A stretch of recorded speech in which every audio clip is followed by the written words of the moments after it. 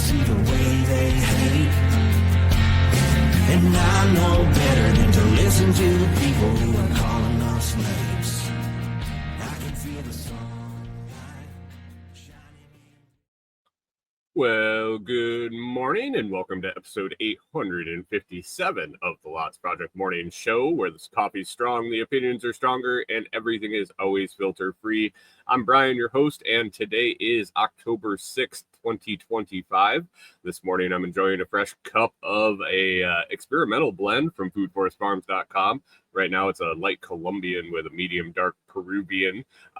Nice blend there. I started drinking it last week.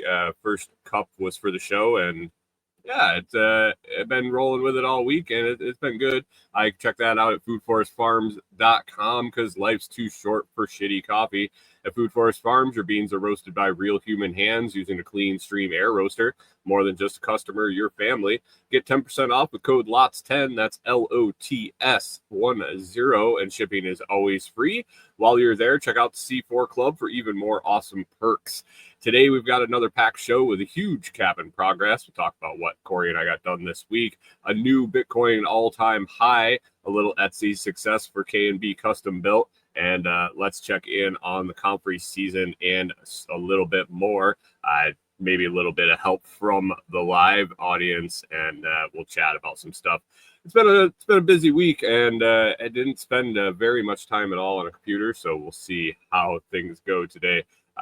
Not a whole lot of show prep, so it's gonna be a interesting show. So grab your coffee, smash that like button, and let's get started.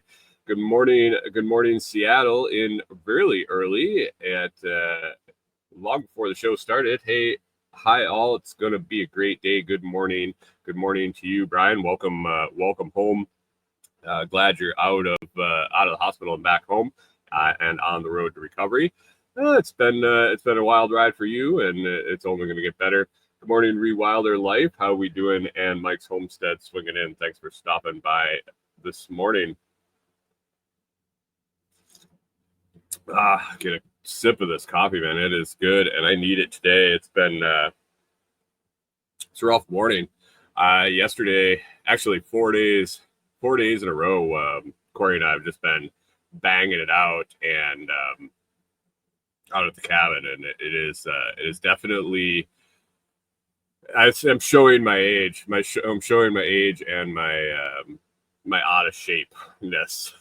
So it feels good to do some physical activity. It feels good to be back on the road to being healthy, and yeah, I think this is it's a good thing for us for sure. Building this cabin, getting out in the woods, and getting back to living the way we should. So anyway, let's get to it with the cabin. I think last Monday, in-laws had just left. Kori and I had I think just started getting a few joists hung. While the in-laws were here, we got that main center beam in and installed. Oh, actually, Kori and I had to move all the yeah, that's right. we had just fixed our small mistake with one of the brackets on the main beam, but got everything leveled out, and then Kori had to go back to work for a couple days, Monday, Tuesday, I think half of Wednesday. So she was off again the second half of the week. Second half of Wednesday, Kori and I, we went grocery shopping, got all the running done in town, so we were going to be free all weekend to just focus on making progress out at the property. And so Thursday we got out there, we started hanging joists. We had, let's see, I think we have 52 joists to hang, so 26 on each side of the beam. We ran that beam down the middle so we could do 12-foot joists on either side, 2x12 joists. And so that's a lot of haul and lumber and a lot of cutting. They weren't all exactly 12 foot, and the boards weren't all 12 foot. So cut everyone, had compound miter saw out there running generator, and it worked good. It went pretty smooth. We got in a rhythm and knocked those out, got those done in about a day and a half, and then moved on to blocking in between the joists. got that all knocked out, and Rewilder Life says adds up with joist hangers and nails. We went with structural screws, actually. We're gonna do nails. I was looking at nails. I was looking at structural screws, Simpson strong tie, and I went with Simpson brand on everything to go right to spec with the hangers I'm using. So that was all across the board. The post base brackets, the beam support brackets, all the hangers we put in. I went with all their spec'd out structural screws. So haven't been banging too many nails. We did use nails on the blocking, and thankfully Tim, Toolman Tim, had left his DeWalt battery operated framing nailer down here, and I was able to use that for the blocking. So that was convenient. That's a heavier tool. It is kind of awkward and bulky and heavy, but hell of a lot better than trying to swing a hammer in those 16-inch gaps in between the joists when blocking them up. So not a professional at doing this by any means, and things are a little wonky, I would say. I don't think they're too far out of whack, and I think everything's going to come together as we get the floor on. But we got all that done. We got the joists and the blocking and everything together. And then yesterday we went out, finished up on Saturday with that, and then kind of made a plan. We've run into a point where we're going to be installing subfloor. We didn't go with the Advanatech stuff from like Home Depot and Lowe's. That is pretty really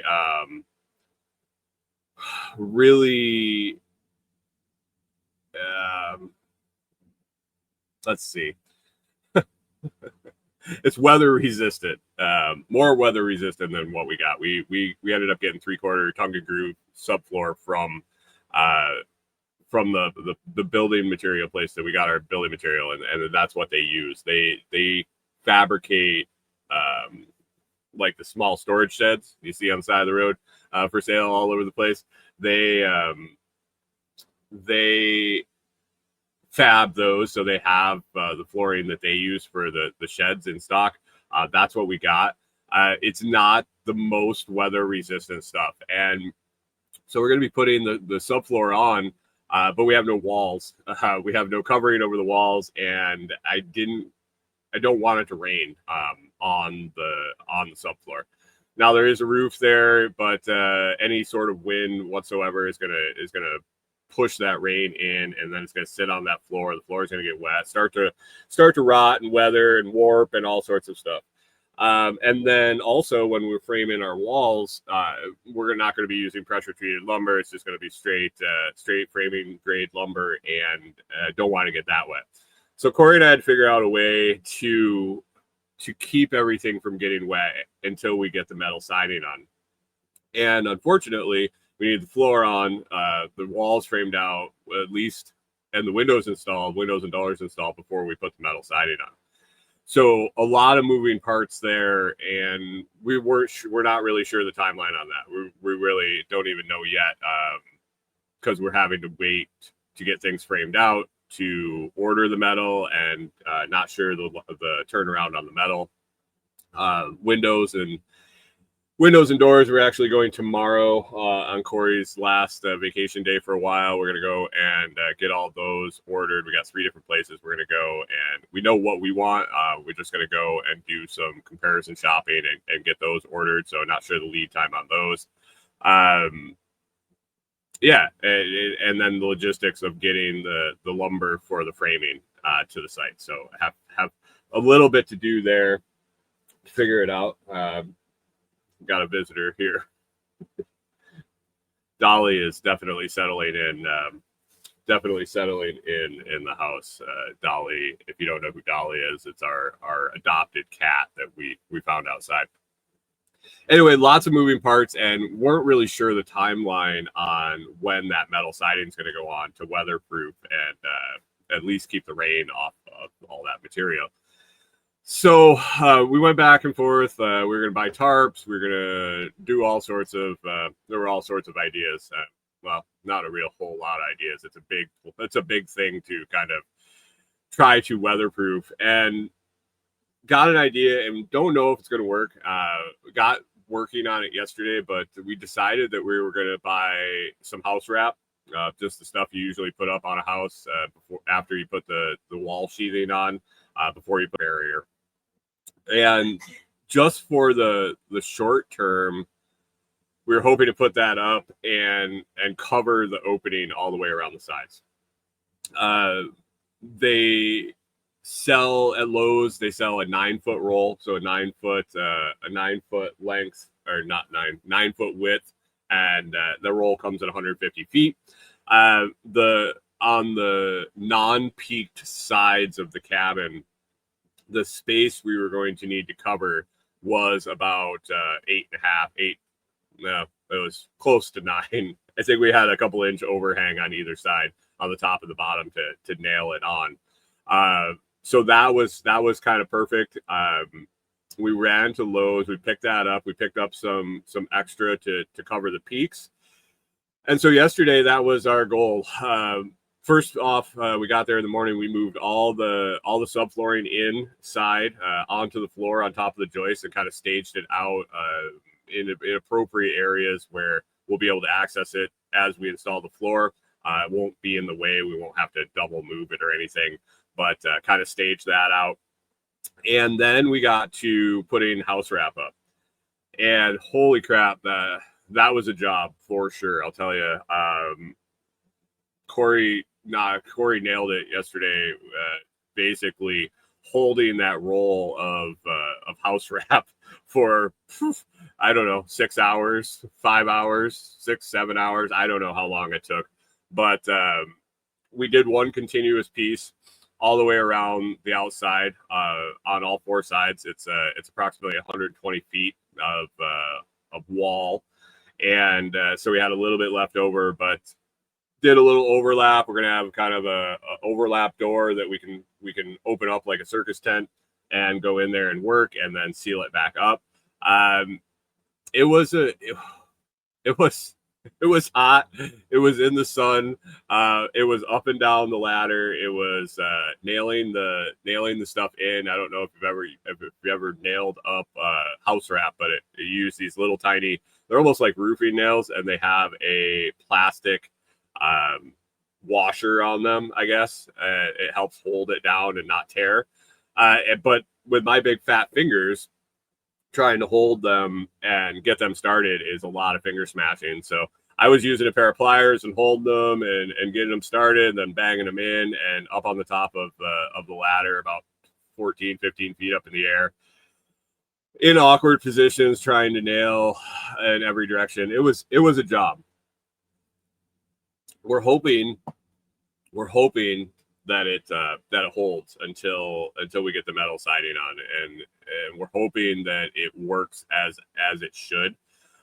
When we got that one single piece all the way around, we were both exhausted. I was sore.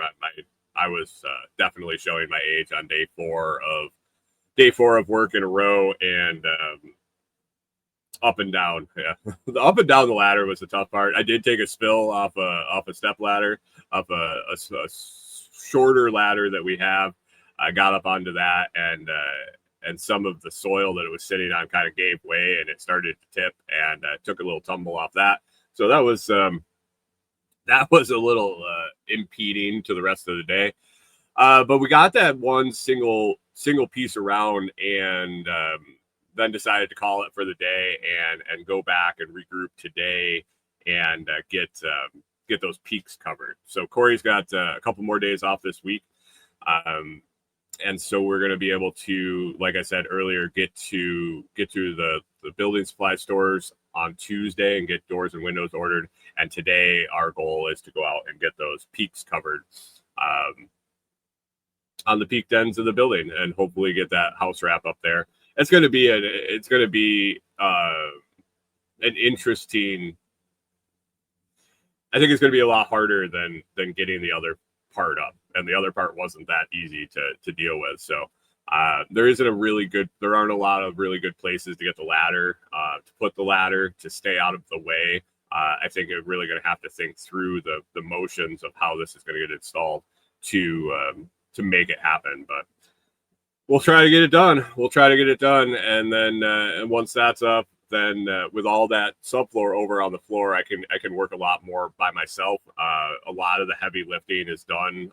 The 2x12s, we're pretty much done with the 2x12s, other than cutting out some stringers for some temporary stairs. And the subfloor all moved. That slides really easy on top of the joist, so moving that around isn't horrible anymore. And then 2x6s for framing out the walls are easily manageable. So got all that really heavy lifting, framing the floor and stuff done with my help, and I appreciate it. Kori's been invaluable the last couple of weeks, really, working on the cabin, and then with her family in town helping with that beam. So all that heavy work is done, and now it's on to just knocking stuff out and planning, and so that's good. We're on pace. We're happy with the progress. Always could be doing more and further along, but I think right now we've definitely put the time in and put the effort in when we've had the opportunity. So we'll keep going at it. Yeah, I think before the next show, we'll have hopefully our doors and windows ordered and be putting in subfloor. I think that's the plan next weekend. Saturday and Sunday, like I said, Kori's going to be back to working, and a little less vacation for a couple weeks here at least. And so we'll be weekends only, and then anytime I can get out there by myself. And we've gone back and forth about heading out in the evenings after she gets out of work. And man, it's one of those, it's really juice squeeze type of situation. We are about a half an hour away from the site where we're staying right now. When Kori gets off of work, we do have a lot of stuff to do here in the evening, as far as taking care of the dogs and mealtime and all of that. And so by the time we get out to the property, drive out there and unpack all the tools and get everything out and get ready and get started, and then that half-hour drive back and getting to bed at a reasonable time, because we do get up early. It's almost like, do we have enough time to make it worth it to be out there to make any progress? So I think as we can stay out later and have light inside, I think that'll be more of an option. But right now it's starting to get dark at like 6:30, and pretty dark by 7 o'clock. So it's really limited on the time we have in the evening. So not a whole lot of progress there, but I do get a couple days a week where I am free to go out and work during the day. And I think she has some vacation days coming up here later in October and into November, and a good long stretch at Thanksgiving. So target is still first of the year to be moved out there. It won't be finished by any means, but it will probably hopefully be livable by first of the year, and we can make that transition. And then as we get out there and we're staying full time, we can definitely make a ton of progress, because we'll actually be there. And to take that hour away in the evening where the transport and then the tool project cleanup. Good morning, Corback. Thanks for stopping in. The tools, getting them out, packing them away. It's a lot of extra work when you're still in the middle of a project. So we'll see. Happy with the way it's going. Excited. It was cool to see yesterday. I posted a couple pictures over in the Telegram group. It was cool to get that wrap on and poke your head inside, and it's all enclosed now. And to stand up on the floor. So we threw that subfloor out on the joists, and then we jumped up there and we were standing on the floor, and it's really it was really cool to be standing on the floor. It was awkward though. After working on the ground for so long and being around the total height of the roof, and then to put the subfloor on, or the joists on at I think we're about 4 feet off the ground at the top of the joist. To jump up on top of there and stand, it was about 4 feet in the air. It was a different perspective for sure. And everything was open, and the joists were still open in a lot of places, so you could see right down to the ground, and there's no walls. And it was like, this is kind of cool. I thought it was kind of cool. I kind of stood up there for a minute and enjoyed the progress that we've made and the things that we've gotten done. So happy with that, and a lot more to go soon. So stick around and follow along with that. Yeah, exciting stuff. Progress and moving forward. Rewilder Life says they're doing all their building by hand. They don't make the things for small women to use. And she's pretty good at swinging a hammer, but I get it. I get it for sure. I swung the hammer all day yesterday on those little nails that hold up the weather wrap, and forearm was a little twingy by the end of the day, and it wasn't bad. By the way, I was going to John Palmer says over in Telegram chats, he said he thought I was going to do vertical today. I thought I was going to do vertical today too. I was just gonna mention that. So YouTube's been telling me, do vertical live stream, blah, blah, blah, over and over and over. And it is what it is. A long time ago, I messed around with StreamYard and doing 2 different feeds. And it's really awkward here with the camera. My setup in the camper, I only have about, I think it's like 18 inches of a desk. So with the camera like right there, you can tell when you watch the video that it's pretty zoomed in, and I can't get it back any further. And I'm excited to have an actual desk and be able to set things up and have different camera angles. But when I loaded up the vertical stream, so basically in StreamYard, I was creating 2 different streams, and when I pulled up the vertical stream, it was basically this picture, but super zoomed in. You couldn't even see my whole face, and then it wasn't even vertical. It was the whole border and everything, the whole border and everything that's on the screen right now, but in vertical. So it was shrunk and then super zoomed in on my face, and I was like, yeah, not today.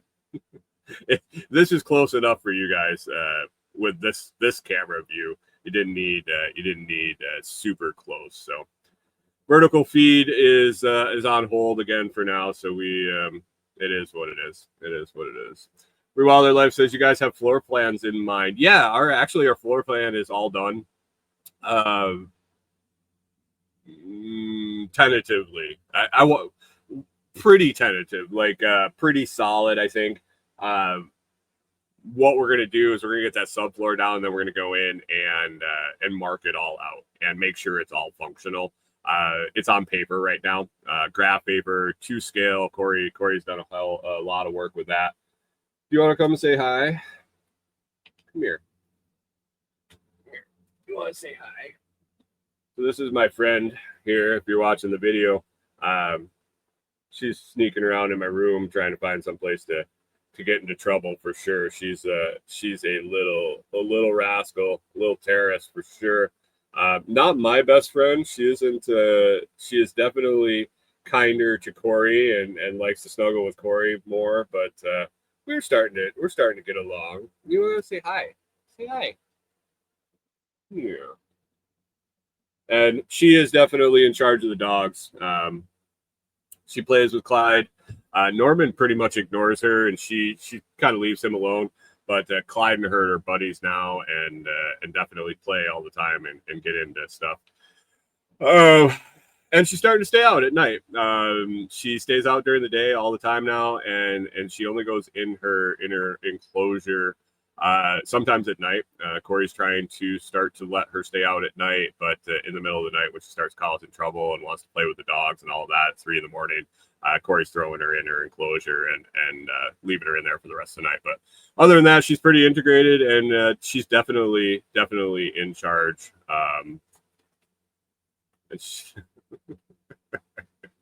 She also has her claws and likes to climb around. So, how you doing?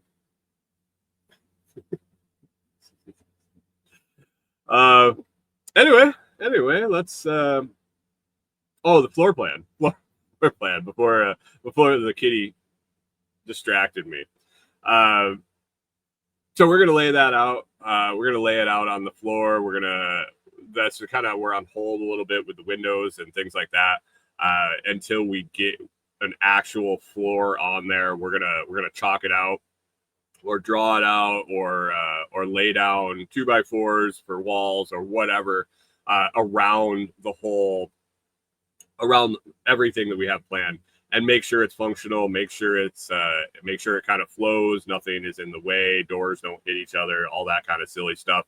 And that it's exactly what we want before we start framing it out. But Kori took a lot of time planning it and thinking it through, where we're placing everything and kind of the size of what we find important, what we want big, and what can be smaller. And like I said in the Telegram chat yesterday, neither of us need a whole lot of amenities. I mean, we've lived in the RV now for, off and on for at least 4 years, starting in the driveway at the farm, and then on the road and traveling, and then stationary. And we just don't need a ton. We just want some space. Our biggest things are a little more room. One of my biggest things is a little more headroom. To be able to put my hands over my head and stretch would be fantastic. And at 6'4", that doesn't happen in a camper. I can basically put my arms up and my elbows will hit the ceiling. So being able to stretch like that, being able to get on the floor and lay down on the floor, maybe do some stretches on the floor would be nice. There just isn't enough room here in the camper to do that. So that's something we're looking forward to. Hopefully not shaking when anybody moves, when a dog walks through or things like that, not feeling like an earthquake would be fantastic. That's what I'm looking forward to. Maybe some insulation in the walls. That's one other thing. So to have a little bit more temperature control would be fantastic. But beyond that, really don't need a whole lot to be happy. Moving to the farm and then into the RV and kind of downsizing and going towards a minimalist style life, you really find out what's necessary and what makes you happy. And I think just one being with my wife is fantastic, and that's pretty much what I need. Can get through anything with her around, but the essentials that you need and priorities kind of change as you experience that. Sorry guys, alarm going off. So yeah, we'll see. It'll be exciting to get the floor down. I've done a little bit of laying subfloor, not a whole ton, and but man, every stage of this project is getting researched, and YouTube videos and tips and tricks, and reading blogs, and one step at a time, figuring it out, and then making it happen. So we'll figure it out. We'll get there. Let's move on here. Yesterday, so I mentioned in the opening that barely have been on a computer the last, it's been 2 weeks, 3 weeks, off and on. I don't think. I think last week I sat down. I did the show. I did all the show processing after, basically the uploading and thumbnails and all of that. And I didn't use my computer after that.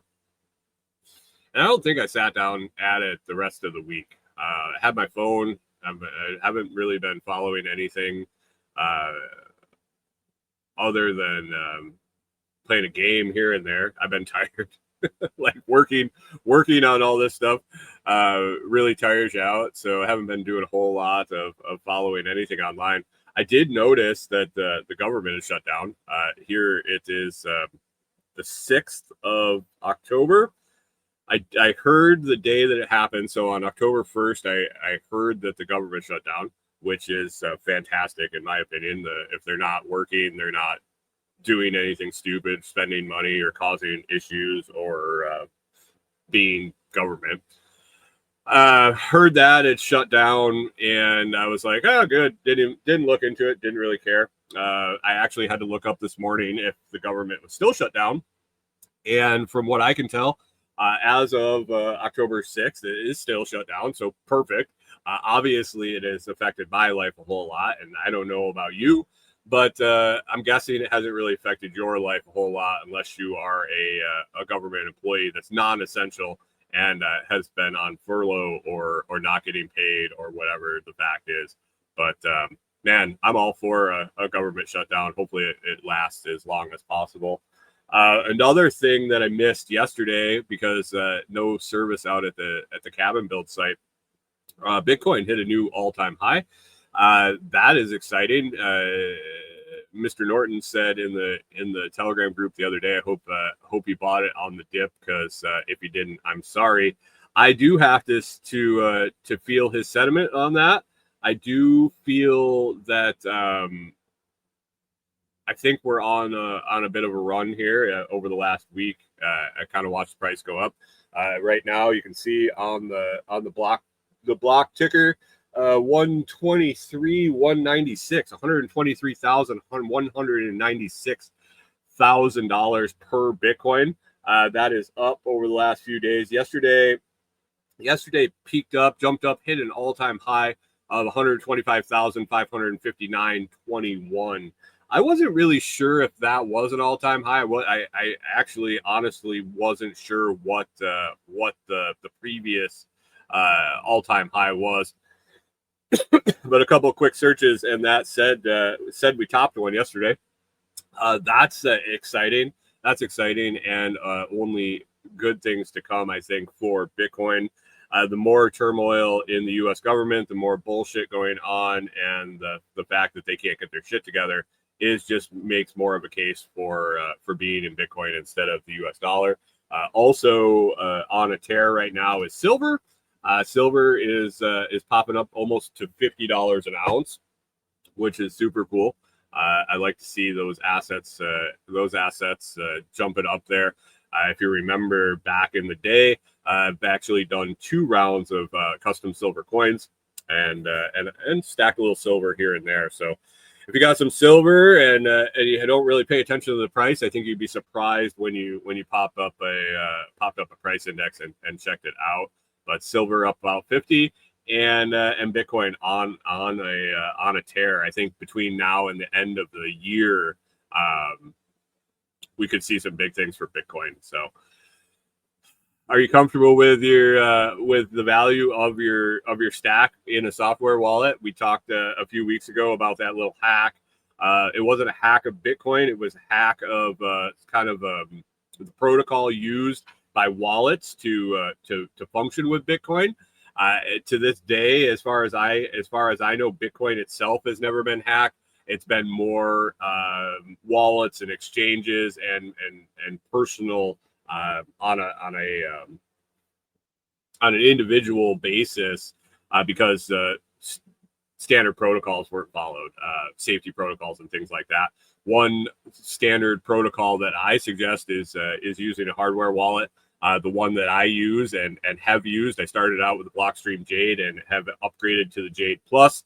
I love it. It pairs really well with the Blockstream app, and it works smoothly. It was not affected by the JavaScript breach and all of that. It doesn't use those.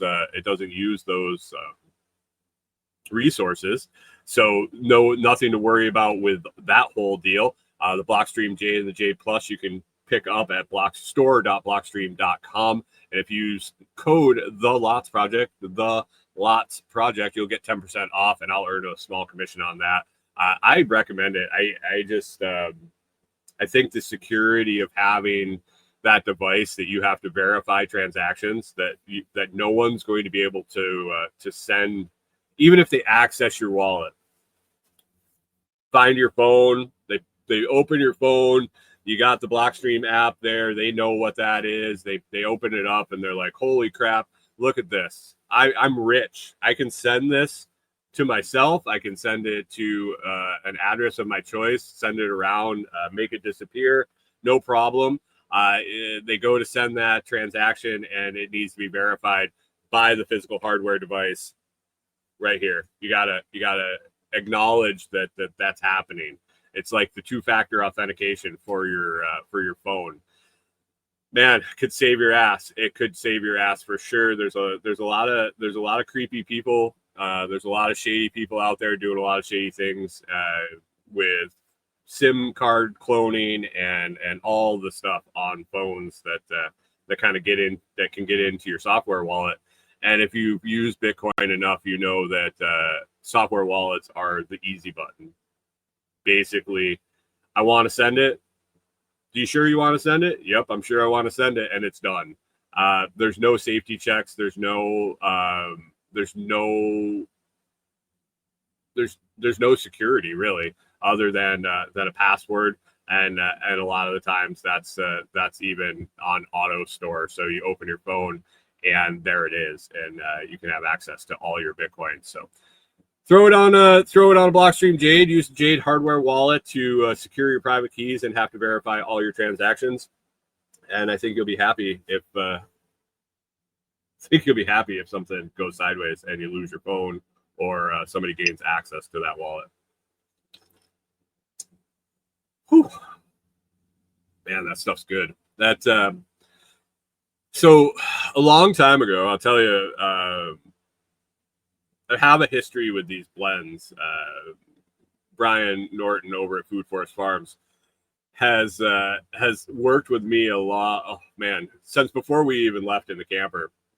I joined the C4 Club through his coffee company, Food Forest Farms. He has a C4 Club, which is basically a monthly coffee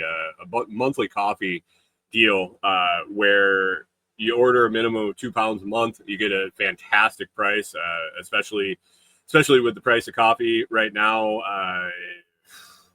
If you look around, coffee prices are going up. And portion amounts are going down. So good luck finding a whole pound bag. I shouldn't say good luck, but look closely where you buy your coffee. If you buy any sort of not Folgers or not Maxwell House, look when you're shopping for your coffee and look at the weight. Shrinkflation has definitely hit the coffee aisle for sure. You see 10-ounce bags, you see 12-ounce bags, and the prices look like what they should for a pound. Brian over at Food Forest Farms has the best price I really have seen on premium air roasted coffee. It for what you're getting at the price you're getting. Even the regular price on the website is fantastic, but when you join the C4 Club, the price is even better. You just have to guarantee. You just have to promise to buy 2 pounds a month at a minimum. You can order as much as you want after that at that same price. And there are a ton of other perks to the C4 Club. You can find out more information about that over at foodforestfarms.com. But when I joined the club, we got talking about coffee, and I had a long history even before I met Brian with decent coffee. Worked at Caribou Coffee when I moved to Minnesota about 25 years ago. And took all their coffee education classes. So they offered their employees a ton of classes on roasting and beans and bean selection and all sorts of stuff. And so I had a base knowledge, and with a bartending background, and now equipped with the coffee background, messing around with flavors in my head and kind of guessing and seeing what I can come up with as far as mixes and blends and things like that has always interested me. So when I had a personal coffee roaster to make stuff up like that, it was kind of fun, and started making stuff. Made a few blends. We made the GSD blend way back, which is it's a super light blend, and basically about the highest caffeine content you're going to get without adding extra. So basically your monster drink of the coffee world, but with none of the bullshit and extra added chemicals. And along the way, the silver sales I talked about when I mentioned the silver price, we had a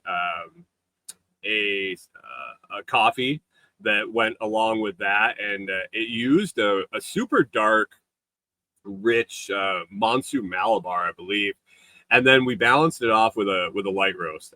I particularly am a light roast guy. I like the lighter end of things. I like the lighter end coffees, and a light, medium at the most, really roast. It's just my flavor profile that I like.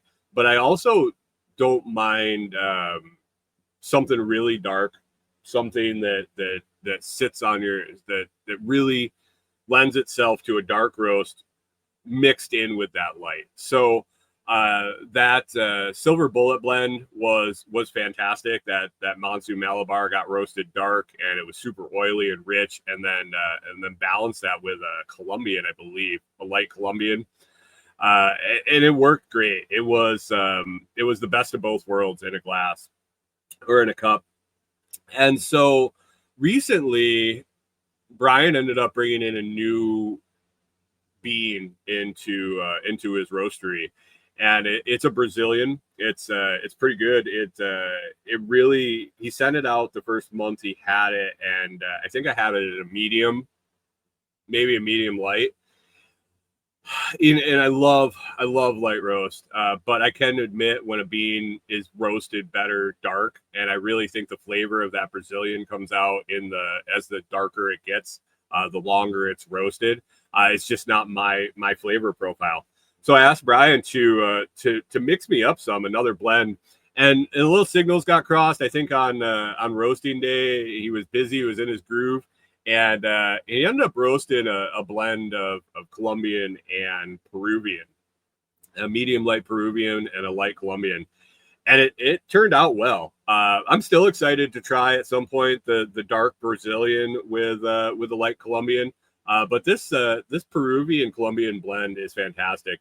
And that's something you get to do with the C4 Club. You get to message Brian, send him an email, send him a Telegram message, a text message, make a phone call, and try something new and order it right from the roaster. He'll have it roasted a couple days before he sends it out with C4, and it shows up at your door, and it is as fresh as you're going to get. And like I said, the price is right for sure. So think about it. If you like coffee, I don't know. I don't think I can go back to a Folgers or a Maxwell House at this point. I'll actually go to a restaurant and skip the coffee, because I've ordered it a couple times, and it's hard to drink. It's hard to drink. So I could tell you all the benefits of air roasted coffee over drum roasted, and but it is what it is. It is what it is. Give it a try. Foodforestfarms.com. Next on the list, we've been doing some sales here on Etsy for K&B.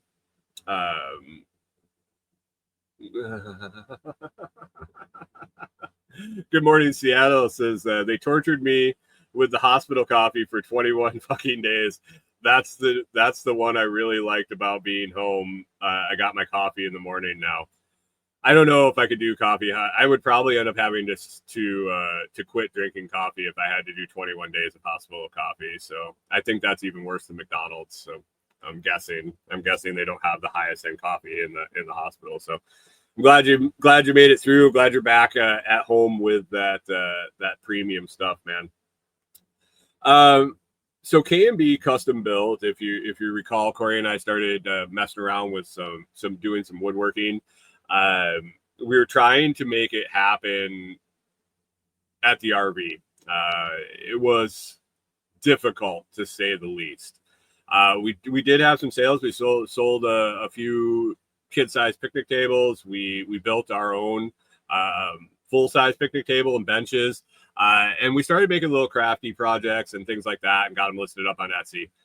We came to the conclusion that without a dedicated space to have as say like a workshop, I guess wood shop or whatever, basically someplace to have tools and projects that are in process and things like that. It was difficult, to say the least. With the random rain here, with just the way everything has going, we didn't close everything down, but we put things on hold until we had a dedicated space to do it, where we can leave some stuff out. We can have the tools available. We can have materials there. We don't have to worry about the weather, and so that was kind of the goal. But we did leave certain listings up on Etsy. We had started an Etsy shop and didn't see a whole lot of success on it. And I tried to remember back when I started the Comfrey, started the Etsy shop for Comfrey. And when we were on the farm, we did rabbit foot keychains. We did Comfrey sap. We did all sorts of stuff on Etsy. But I was trying to remember back when we started that and how long. And I remember how long it took for the first sale. And then the second sale kind of came a little sooner. And just the way their logarithm works, the more sales you have, the more reviews you get, the more people get shown, the more, and it's a numbers game when it comes to stuff that multiple people are selling. Like I'm not the only one selling the products that we have on Etsy. They were all stuff that kind of got ideas, and other people are doing the same thing. So you have competition there.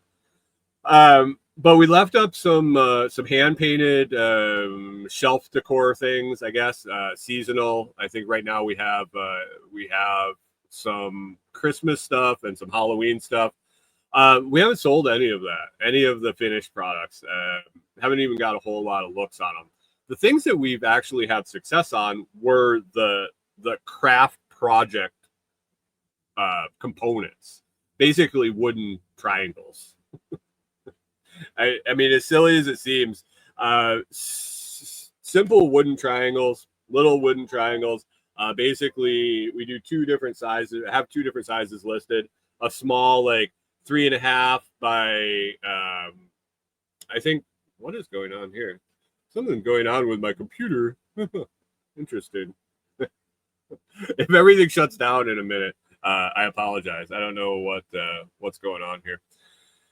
But anyway, short little stocky 3.5 by 3.5 triangles, 3.5 wide at the base, 3.5 high, and then a similar one but a little taller and narrower triangle. Basically cut out of 2x4s or 2x6s, scrap lumber mostly, and then sanded smooth and made nice and shipped out. I started getting a couple of orders. I got a couple orders for those. And then a repeat order. We're selling bunches of them. People are using them for projects to make the things that we finished, little Christmas trees and candy corn, things like that. But they wanted the material. They wanted the components to make it. And so as I was selling them, I was like, okay, well, I'll just do a bunch of these. I'll have the tools out. I cut up a bunch of them. I'll sand them up. And it's worked. So we've had currently, it doesn't sound like a lot, but we've had, I think, 6 sales over there, which isn't I mean, for not pushing it, for just putting it up there and letting it sit hasn't been bad. But recently I had a custom order, which is interesting through Etsy. Basically, they give the option to allow custom orders. Basically, a customer can contact you. They send you a message. You talk about what they want, and then you can make a custom listing for them that goes directly to them, and they can purchase it. I had somebody that wanted something that wasn't in our shop, but it was basically one of those triangle blanks. They wanted it very, very tall and narrow. I think it ended up being like 10.5 inches tall and 3.5 or 4 inches wide at the base. And it went smooth. I really like that. And I was like, I can do this. I could do these little custom projects. And so yesterday when I got home from the cabin, my email had blown up with messages from another person looking for a custom order. And this one is not one that I will be taking on, but they wanted a wooden pyramid. I think it was a wooden pyramid, basically 15-inch square at the base, and big enough and tall enough that they can take the cap off it. They wanted a removable peak on the pyramid so that they could stick a crystal skull on the top. And if you know the story, I happen to know it for some reason, but there's a big pyramid building in Memphis, and this woman lives in Memphis, and she was actually willing to drive out here to pick this up. It's just something I don't have time or patience or material for to do right now. But basically, there's a pyramid building in Memphis. If you drive through Memphis right now, it's the Bass Pro Shop. It's been some other things in the past. But there's a story about I think it was the builder or the architect, his kid, and this crystal skull that got put in the top of the building, and some woo-woo, bad juju, good juju stuff going on with that. The building, I suppose, is cursed, and it. So it's a pretty popular story in Memphis. Well, this lady wanted this pyramid to go on top of her mailbox, and she has a crystal skull that she was going to put in the top. And I was like, what an interesting project. I was like, I kind of want to see this, but this just really isn't for me to do. But it's going well. I think once we have a shop and we can push forward a little bit, we might change course a little bit with the products we're going to offer. But I think it's worth having the orders up there. And Chris Dixon says, I sell a finished knife for $2 at the market, or $200. Oh,